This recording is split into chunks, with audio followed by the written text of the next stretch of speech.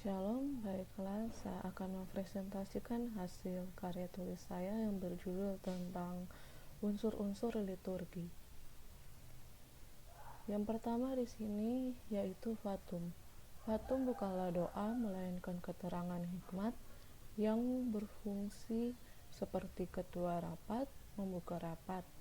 Dalam ibadat, fatum berfungsi mengubah jemaat yang berkumpul menjadi persekutuan orang percaya. Maksudnya di sini, fatum ialah untuk mengkonstatir hadirnya Tuhan Allah di tengah-tengah umatnya. Sebab itu harus dilakukan pada permulaan kebaktian. Yang selanjutnya yaitu salam.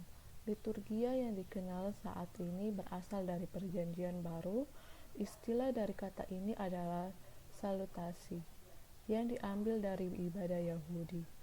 Bentuk salam yang dipakai oleh jemaat dari gereja lama yaitu selamatlah kamu, Tuhan menyertai kamu. Pengarang Perjanjian Baru mengambil alih dari ibadah Yahudi tersebut, dan Perjanjian Barulah kita kenal salam waktu ini. Ada 3 bagian, yaitu pada abad pertama di berbagai tempat, sebelum doa persucian, sebelum doa pembukaan, dan sebelum akhir kebaktian.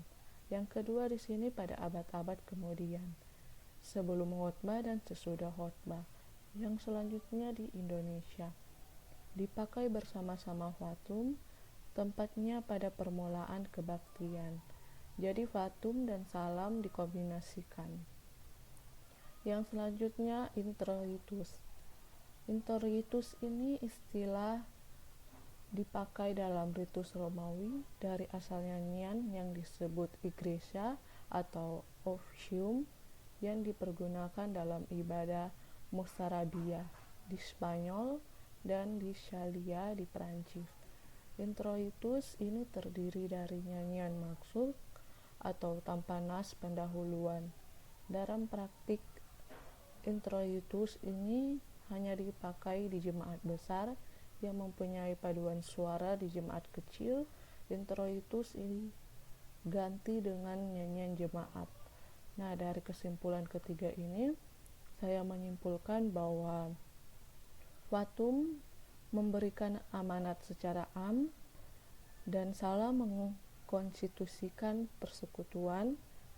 Yang terakhir, introitus menempatkan sejarah keselamatan yang daripadanya kita hidup saat ini. Kita masuk pada selanjutnya, yaitu doa.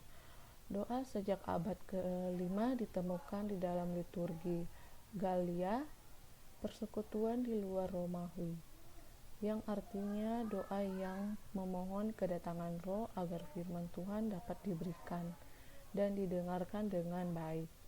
Selanjutnya yaitu pembacaan Alkitab. Mulai sejak ibadah sinagoge dibacakan Taurat, kitab nabi-nabi digabungkan dalam pembacaan Perjanjian Lama. Di dalam sejarah mengalami perubahan-perubahan tentang siapa pembacanya. Mula-mula dibaca oleh seseorang yang disebut lefor, kemudian diakon, akhirnya liturgos. Bahkan dapat dilakukan oleh siapa saja asalkan mereka anggota jemaat. Yang selanjutnya khotbah. Khotbah di sini adalah konsentrasi dalam ibadah berhubungan dengan khotbah.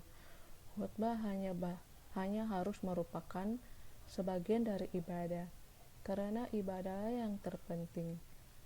Sebab itu, karena durasi khotbah tidak boleh lebih dari 30 menit. Khotbah harus membangun jemaat untuk turut aktif mengambil bagian dalam ibadah. Khotbah ini yang baik bertujuan mengisi pikiran, menyentuh perasaan, dan mengubah hidup jemaat. Demikianlah presentasi saya. Terima kasih.